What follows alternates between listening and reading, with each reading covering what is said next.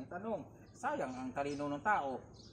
Kaya nga eh. Sayang ang kanilang pinag-aralan. Bakit? Paano mo nasabi? Paano natin sabi na sayang ang kanilang talino, ang kanilang pinag-aralan? Ginamit ba nila na sa tama? mga profesional pa naman sila. Kaya nga eh. Saan ginamit ang talino ng tao? Sa mga kabuluhan, sa mga walang kwintang bagay. Bakit? Anong walang kwintang bagay yon? Saan nila ginamit ang kanilang waldas mo yung pera mo, ilang milyones yan sa ibang Ubos. bansa. Tapos pasikat ka doon. Oh. Tapos kapwa mo Kristiyana, ano gagawin mo? O pinahirapan mo sila. Anong dahilan 'yon? Bakit mo pinahirapan 'yon? Unti-unti nila tayo pinapatay. Anong dahilan bakit unti-unti nila tayo pinapatay? Sila na nakaalam, alam na nila 'yan, di ba? Sayang ang mga talino ng mga tao. Bakit? Hindi nila sinunod ang aral, batas ng Diyos. Ano ba ang aral ng Diyos? Anong batas ng Diyos? Na may posisyon kayo. Anong gagawin niyo sa kapwa niyo tao? Yun na.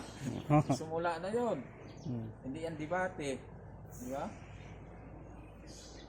Kasi lang, bira ng mga tao ngayon sundin na mayroon naman ibang mangangaral. Napakapangit man ang ugali. Di ba? Kailangan hindi magkahiwalay ang tao. Mayroon naman ibang tao mabait. Na wala naman. Hindi naman niya pinapahayag yung katotohanan, yung kaalaman niya. Hindi naman nila sinusunod yung katuruan, yung batas ng Diyos. Ano klaseng katuruan, anong batas ng Diyos? Nalulukuhin mo kapwa mo tao. Bahala kayo, matay kayo dyan. Kailang mo, sarili mo yung kapatid, kamag-anak, kaibigan. Wala kang pakialam, tapos ikaw tao. Napakaraming pera mo, kalimpak-lipak na tao doon sa pera sa bangko. Wala tayong pakialam doon. Buhay na nila yan, bawal tayong pakialam. Bawal tayo. Magagalit sila sa atin, no? Sundin natin yung batas ng Diyos na tulungan mo yung kapatid mo, naghihirap, tulungan mo yung kamag-anak mo. Bakit milyones ng pera yun? Wala tayong alam ng buhay nila, diskarte niya. Sa batas ng Diyos, mananagot ang tao. Diba? Mananagot talaga tayo. Huwag niyo sabihin, dito sa lupa, araw-araw, linggo-linggo, nakikita tayo dito sa lupa.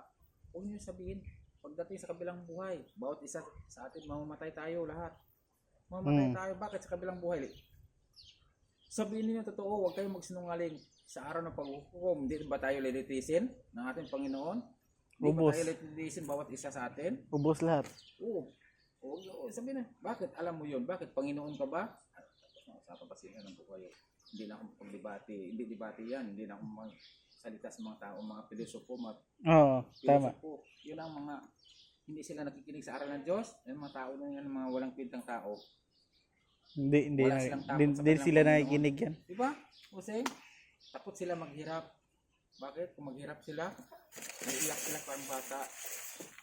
Ay kung tinulong mo sa kapatid, sa mga anak kaibigan mo, kapitbahay mo, nagpakain kayo, winawaldas ng pera nyo doon sa ibang bansa, sa ibang lahi, hindi ba kayo nahiya? Hindi ba nyo naisip kayo? Sayang yung talino. Winawaldas ng pera nyo. Wala na tayo pakialam doon, hindi tayo nainggit. Buhay na nila yan, di ba? Pwede natin sila pakialaman. Pwede natin sila pangaralan. Alaman niyo matalino kayo, magprofesional kayong tao. Alaman niyo yan. Bakit winawaldas niyo yung pera yung mga walang